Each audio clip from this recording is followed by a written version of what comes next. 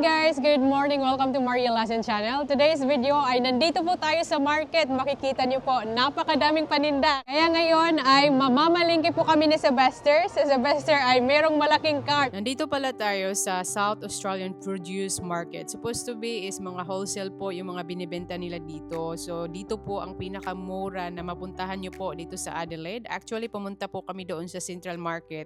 Mas more on tourist po doon ang mga price. Dito po ay napakamura lang po talaga. Makikita niyo po dito tag $1 a kilo or $1.99 a kilo. Once a week lang po dito nagbubukas every Sunday. And then normally po dahil mga mura po dito ang bilihin. So yung mga nagtitinda po ng may mga shop, dito po sila bumibili kasi nag-o-offer po sila dito ng wholesale. Dito niyo makikita po yung mandarin $1 a kilo at napakaganda po yung quality. At bumili po talaga kami ng maraming mandarin dahil napakatamis po siya. At hindi lang po yan dahil meron din pong carrots na napakaganda yung quality for only $1 a kilo at ang lalaki po. Halos lahat ng gulay at prutas dito ay magaganda po yung mga quality at very affordable po siya. Yung cabbage is malalaki for only $3.99 and broccoli is $7.99. Pero hindi po kami bibili kasi marami po kaming pananim na broccoli. And ito po yung cauliflower. For only $3.99, napaka-fresh po.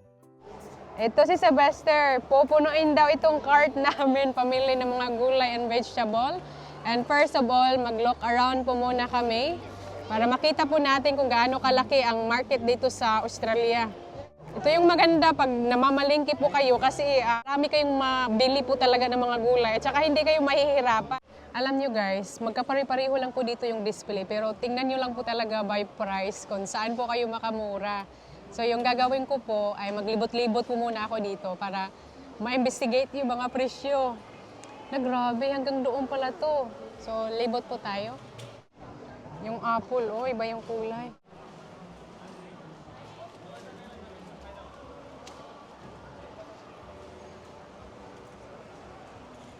Pasok po tayo dito. So ito pa po yung umpisa pa lang sa market po. Papasok pa talaga tayo doon. Grabe, sobrang daming tao. Yung kamuti dito, ang daming kamuti. Merong maliliit. Ito yung by kilos niya, oh. Higanti naman to na kamuti. Ito yung kulay orange. Meron din ditong talong. Actually, punta po tayo sa kabila. Ito yung hinahanap ko, yung kulay purple. Yung kilo is $5.99. Ito yung okra. Parang hindi masyadong maganda na yung ano niya. Grabe, ang lalaki ng beans, flat beans. Ngayon lang ako nakakita ng flat beans. Ito yung titikman ko dahil never pa ako nakatikim ng gantong klaseng flat beans. Kaya parang it remind me yung parang kapiloy-loy yung bunga. I know! Tikman natin kung parehong lasa lang po ito. So magkano yung kilo? It's $6.50. Meron po ditong papaya, $4.99 ang kilo. So gustong-gusto ko talaga yung papaya. Nagki-craving po ako ng papaya. Yung hahanapin natin, yung hindi lata. Sylvester, let me choose the... Hello. Yes, please. It's perfect one. Pick from the tree like this. Okay. So it's nothing wrong inside. So this is sour one? Yep, sour. Oh. You need to sharpen the knife. Yeah? Okay. Just the outside. Pick from the tree like that. That's alright. Pili tayo ng mangga. Sabi niya, yung skin lang naman po ang hindi maganda, pero it's a good quality sa inside. Supposed to be sour mango. Kaya minsan talaga nag-craving tayo ng mangga. Kaya bili po tayo.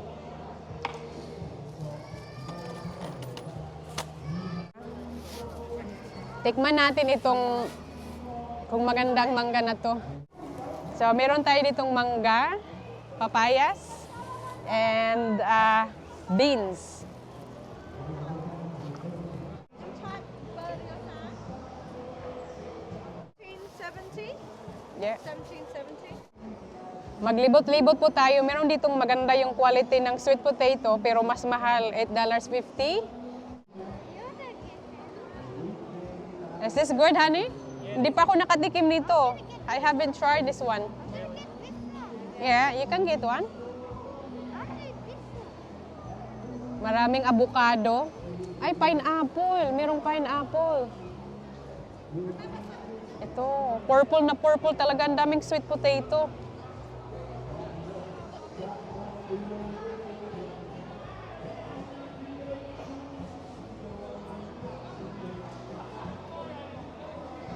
Pareho, ito yung binili ko kanina. Ay, gabi. Malaki yung gabi. Magkano yung kilo?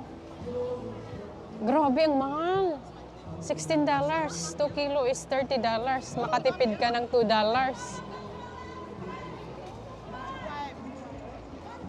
Itlog. $5. Ah, mura na siya. $5. Bibili po kami ng kamote dahil maganda pala talaga magtingin-tingin dahil meron dito mas maganda yung quality.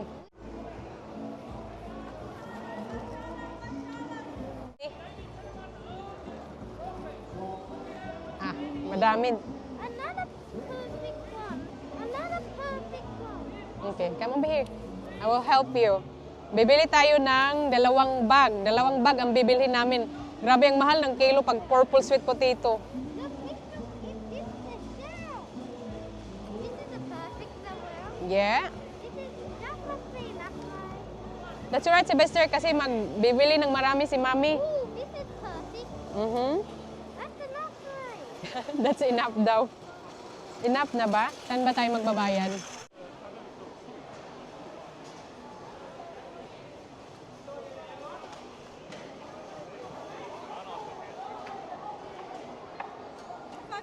Please, you go for 3 kilo is $15. Charge you $7.50. You go over 2 kilos. $46.30. Actually, ito po yung pinakamahal na binili ko po dito sa market. $46.30. It's around 3 kilos po siya. And yes, yung sweet potato na purple is medyo pricey po talaga siya. Originally, yung price, $8.50. So, binigyan niya ako ng discount to $7.50 pag more than 2 kilos po yung binibili niyo. And ito po, makulit po ako. Nag-a-ask po ako kung pre-taste kasi itong lychee, never ko pa po na-try. And gusto ko po matikman kung masarap yung lasa. Sabi naman niya, okay naman po, pre-taste. Kaya ito po, malalaman ko kung masarap po yung lychee kasi never ko pa po na-try. And ito muna, kukunin ko po muna yung sweet potato. $46.30 po yan sa isang bag. And si Sylvester, never pa din niya ito na-try kaya ipapatikim ko rin po sa kanya ang lychee. I haven't tried this one before. Sabi ko, bibili ako pag magustuhan ko. Yung isa. Is this similar to lanzones? Try, darling. Hindi pa ito nakatry eh. Try.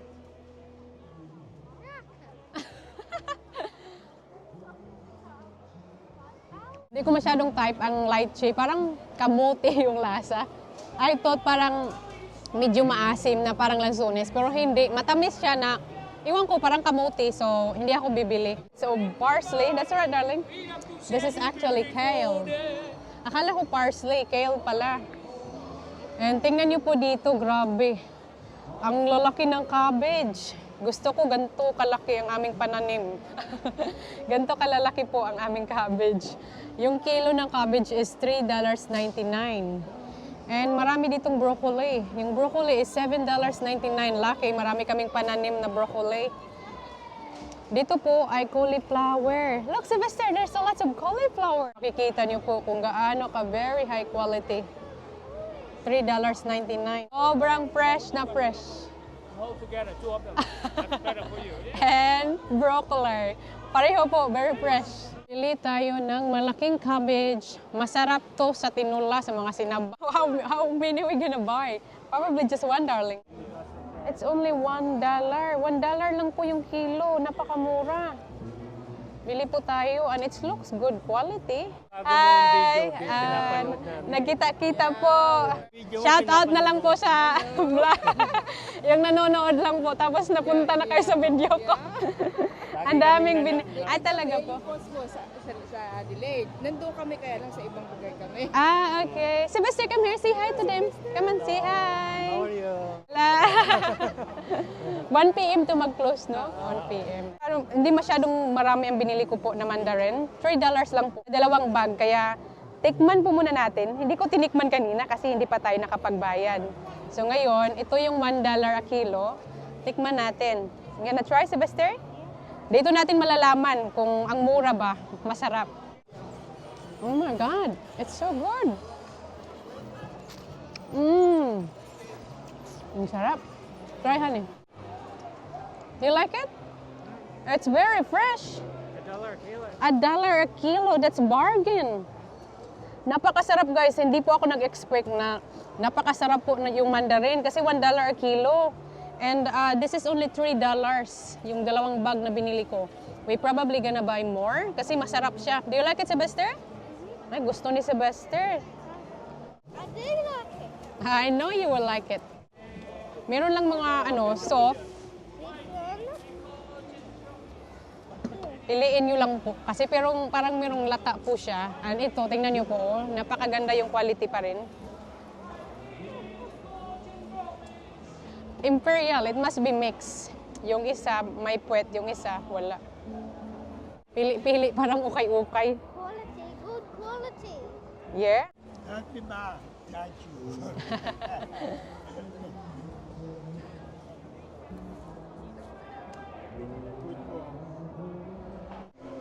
Grabe, ang mura. This is $1 a kilo only. Big one. That's huge. Can you get one bag, honey, please? You gotta get a bag over there. Somewhere there.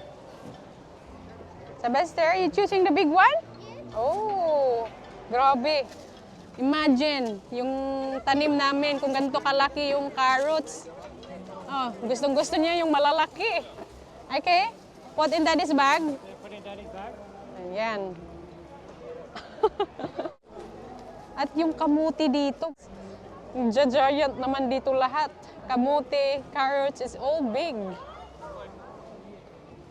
Pero mas prefer ko po yung purple. I find this one parang watery po yung ano niya. We only getting carrots, Sylvester? Is that all? Ginger. I'll get some ginger. Ginger. How much a kilo, honey? $5.99 for beans. That Oh, looks good. ang mura. Ito yung beans talaga na maganda. $5.99. $12 a kilo only. Ang mura na po ito. We pay $50 the other day. $50 a kilo po itikit na binibili po namin. Grabe, ang mura. Bili tayo ng beans dahil mura po ito. Kasi yung binili ko first, yung flat beans, ito po talaga yung maganda. Lalong-lalo na po sa pansit. Put lots of Buster, like 1 kilo. Bili tayo ng 1 kilo. Good job, Sylvester. Well done, darling. Are you gonna get 1 kilo of ginger, Han? How long is it going to last? It will last long. Okay, we can freeze it, can't we? Yeah. 1 kilo. Yeah. So, ito din, yung carrots. Okay, is that 1 kilo? Yeah, probably. Okay, that should be enough. Okay. Bayad na tayo. Okay, that's enough, Sylvester. I'm going to pay. $22. Mura na po siya kasi nakabili na po kami ng ginger, carrots, and then Baguio beans. Baguio beans naman to tawag sa atin, di ba? Ito, Baguio beans po ito. Wala, papuno na. Mapupuno na itong cart namin. Meron ditong banana bread. And how much for one loaf? $15 life size. This one $15, is it?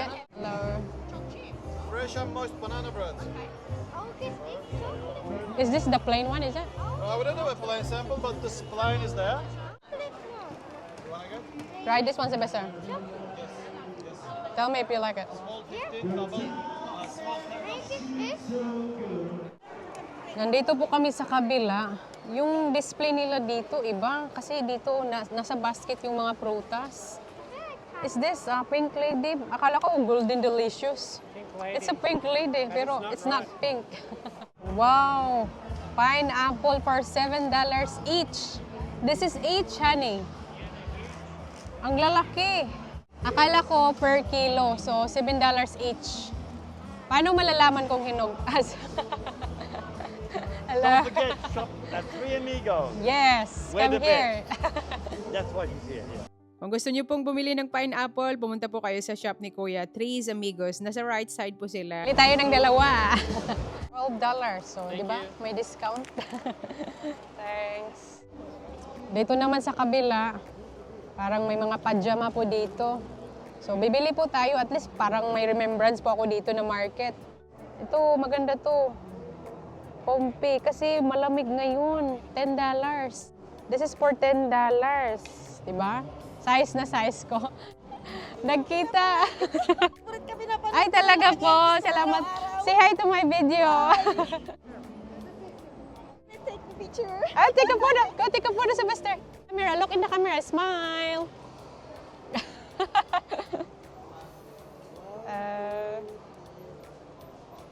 Okay, thank you. Okay. Tingin tayo dito. There's a lot. Ay, merong bini. Bili tayo ng bini. Di ba? Ang cute. Ang cute naman ng bini nito. Parang bagay lang sa akin.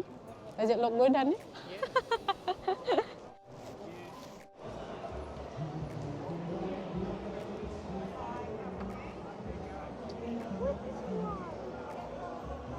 Sir. Ay, si Pugi. Oh, merong bagong sombrero na. And monster truck. Come on, let's go, darling. Grabe yung paninda, meron din dito. Parang dito, hindi mga gulayan. Dito lang yung mga gulayan and prutas. Let's have a look somewhere to eat. Tingnan natin kung may mabibili tayong pagkain dito. Hello guys! Tapos na po kami na malengke. And then after we calculate, gumastos po kami ng 165. Ganito na po karami. So, meron po kami ditong dinala na ice box to make sure to keep cool down po lahat ng pagkain. And hindi ko na po ito na-videohan kanina kasi na-battery low po yung cellphone ko. Bumili po ako ng guava! Charing! Actually, hinugasan ko na po ito. And tikman po natin agad. Namin. It's so crispy. Ang sarap. Medyo sour po siya na matamis. Mapupuno na itong iski box namin. Maraming ginger. Ito yung beans, apple. Ito yung beans po na flat beans. And ito yung Baguio beans. Marami na pong nabili. So, it's make big difference po talaga pag makapunta po kayo sa market na napakamura. Yung $165 nyo po, iba't ibang gulay na po ang mabibili nyo. And so far guys, ito po ang pinakamura na napuntahan ko po na market. Search nyo po yan. Baka makapunta po kayo dito. Every Sunday po yan. Mag-start po sila mag-open around 6 a.m. until 11 p.m. So, kung pupunta kayo dito late na po ng Sunday, sirado na po sila. This is my first time po na makapunta po dito na market. And I'm very impressed sa mura po. Dahil marami po kaming nabili. Nakabili pa po kami ng malaking cabbage. Siyempre, 2 pineapple. Hindi na natin to kailangan ilagay sa... Hindi pa to hinog, pero parang naaamoy ko na po within 1 to 2 days. Ano yan na yan, hihinog na yan. Ito yung binili naming carrots. Napakamura, $1 a kilo. Ang laki pa naman. Ito, yung mandarin. Napakamura, $1 a kilo. So, yung pinakamura po na nabili po namin, yung tag $1 a kilo, itong carrots at saka mandarin. Pareho po sila tag $1 a kilo. Hindi na namin masirado. Tingnan nyo po. Ganyan po kadami yung nabili po namin dito sa halagang $165. Alam nyo naman po talaga pag sinabi ko, napakadami na po nabili namin sa $165. Kasi pag pupunta po kayo sa supermarket, yung $165 nyo, hindi po ganito kadami. Maiintindihan nyo po yung sinasabi ko pag nandito kayo sa Australia na ganito kadami yung nabili po namin sa halagang $165. Sobrang dami na po. Ski box po namin ay puno na po talaga dahil iba't ibang prutas, gulay po yung binili po namin. And dahil hindi magkasya, plus nakabili pa po ako ng pajama and bini. Hindi na po magkasya sa sa ski bag. Dito ko na lang ilalagay itong mandarin. Nakabili pa ako talaga dito ng mangga. Oh, di ba? Kamote, napakadaming kamote. Tagal itong maubos, napakamahal itong bilhin sa Nakabili po ako to sa isang shop, malapit po sa amin, $10 a kilo. Dito naman po ay $750 a kilo because she gave me a discount. Pero I find that sweet potato, it's very expensive. Isn't it, honey? Yeah, Kahit dito, akala ko at least 50% yung mura. Pero mahal pa rin. And yung papaya. To, bumili din po ako ng 3 papaya.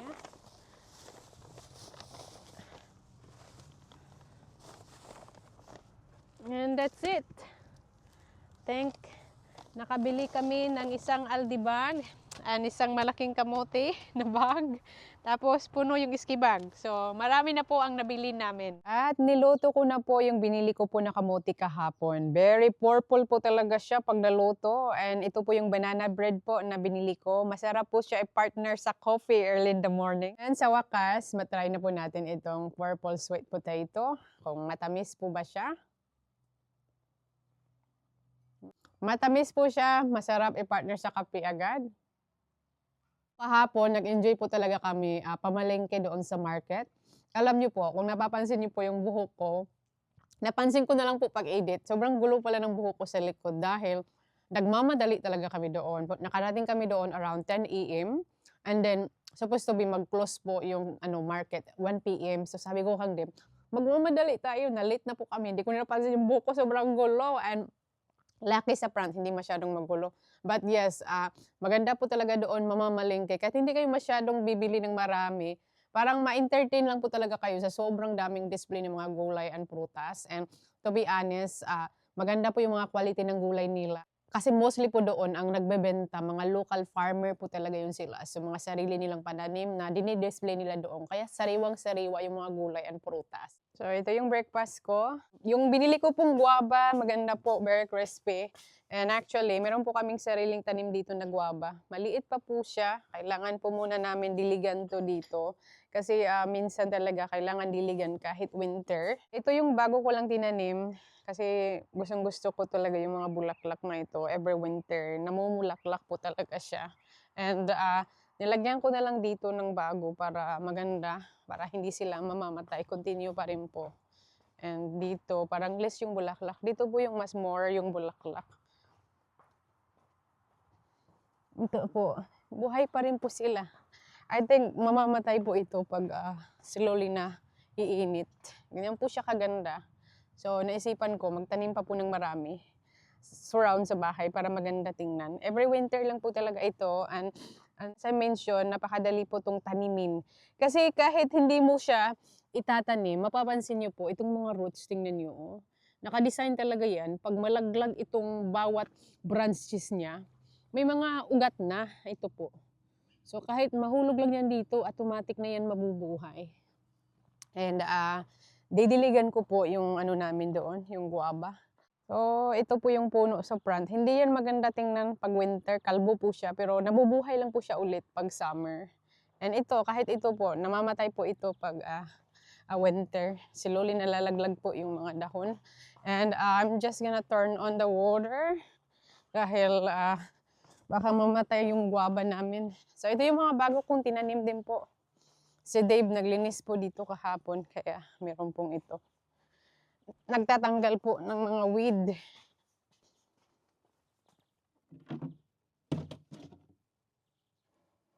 Ganyan lang po siya i-on.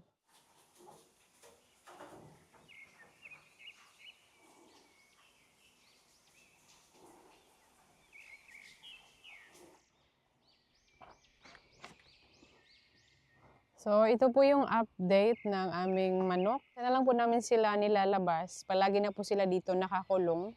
Kasi dati, hindi namin sila kinukulong in the daytime. Lalo na po before, kasi marami kaming manok. Crowded po dito. Nag-iingay po yan sila. So, kami ni Deb is, paminsan-minsan na lang po namin to sila nilalabas. Just in case po, babalik po yung, yung pusa na pumatay sa napakadami naming manok. And ito, dito po namin nilibing yung manok. Wala po akong maaamoy at wala din pong nag-try na mag-digging po dito. And meron po kami ditong napaka-stress po na manok. Stress na stress po talaga siya. Parang na-depress po siya ever since yung nangyari. Hindi na po talaga siya lumalabas. So yung lumalabas lang po is 3. Wala naman po siyang sugat or what. Feeling ko po talaga na trauma lang po siya sa nangyari. And hindi siya kumikibo. Yan lang po talaga ginagawa niya, magdamag. Nasa lang po siya sa gilid. And poor Chucky, napaka-stress niya siguro sa nangyari. And ganito na lang po kadami yung itlog namin before. Sobrang dami po yung eggs namin. Tingnan niyo po. This is within 2 days. Ganyan po. 3 eggs lang na lang. 3 eggs. Ay, meron pala dito. Merong eggs dito nagtatago. 6. So, baka from before po yan na eggs. And ito yung rason bakit hindi po kami bumili ng broccoli kahapon. Dahil as I said, marami po kaming pananim na broccoli. Yan po, lahat po ito broccoli. Pananim din po ito ni Sebastian. So, ang ano po to, ang variety po to na broccoli is Green Dragon. Feeling ko, ready na po ito. Pag masubraan na po sila, nag-start po yan bubukas. Parang bulaklak po sila. Ano po talaga, sakto lang sila, very tight po yung mga flowers nila. Makikita ko po, slowly na nag-o-open. So, ready na po to i-harvest. And ito yung ginagawa po namin sa aming broccoli. Pag na-harvest na po namin, hindi po namin yan tinatanggal kasi tingnan nyo po, magpo-produce pa po yan ng maraming broccoli. Yung record po namin na kapag produce ang isang broccoli po na punuan is 4 after na-harvest po namin yung first harvesting. And that's all for today's video, guys. Sana po nag-enjoy po kayo sa video namin sa marketing. And maraming salamat po sa inyong panonood. Bago mag-end ang video, taga saan po pala ang mga taga-subaybay ni Maria Lassen? Please mag-comment down below. Bye!